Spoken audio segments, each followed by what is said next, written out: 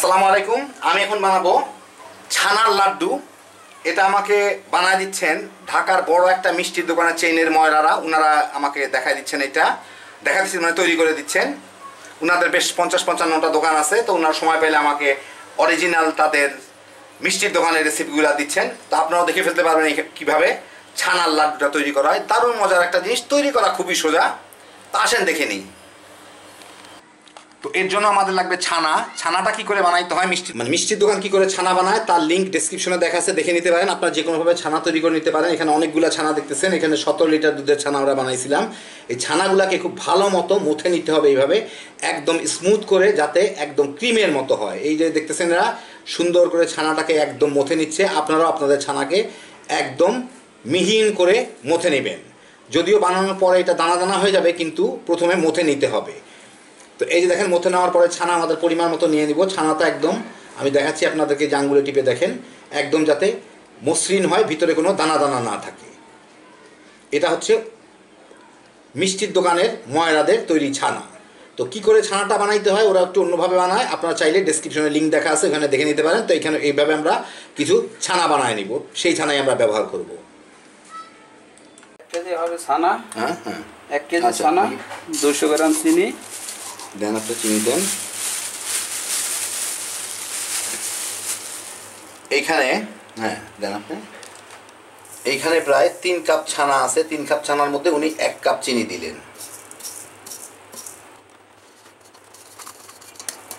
এখন দেয় এটারে নাড়বো। এটা এখন উনি চুলায় জাল দিয়ে মিলাই দিবেন।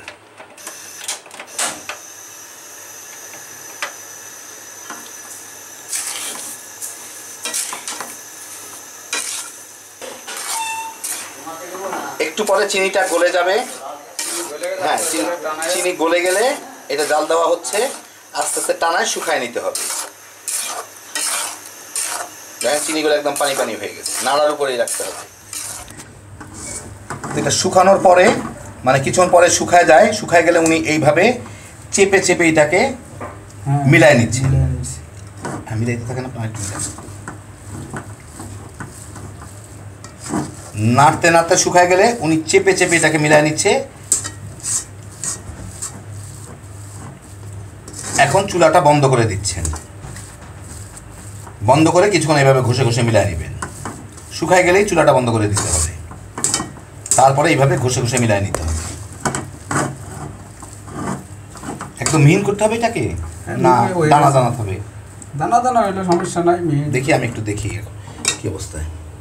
হ্যাঁ, মানে এই যে দেখেন ছানার মতো উমা উমা উমা উমা। তারপর দেখেন এই যে দেখেন দেখেন দেখেন একটু একটু দানা দানা স্বাভাবিক থাকবে উমা। এখন এই ছানাগুলাকে দিয়ে উনি এরকম গোল গোল গোল গোল লাড্ডু বানায় নিচ্ছেন। ছানার লাড্ডু পরিমাণ মতো নিয়ে। এগুলা একটু ঠান্ডা হয়েছে, হালকা একটু ঠান্ডা হয়েছে। হ্যাঁ, এখন একটু একটু ঠান্ডা হয়েছে, একটু মানে বেশ ঠান্ডা হয়েছে, কিন্তু বেশ আঠালো এবং বেশ দানাদার। দানা না হলে তার লাড্ডু এই যে মিহিন হইলে কাঁচাগোল্লা হয়ে যাবে, আর দানা থাকলে কি হবে? এটা মানে ছানার লাড্ডু বানাইতে। ছানার লাড্ডু। এখন শুকনা এটাকে হচ্ছে নারকেলের গুঁড়ার সাথে ডেসিকেটেড কোকোনাট খুব সম্ভব বলে, ওগুলোর মধ্যে এটা গড়ায় নেওয়া হচ্ছে। এগুলো গড়ায়, হ্যাঁ বাস এগুলাকে এখন একটা প্লেটের উপর উঠানো হবে।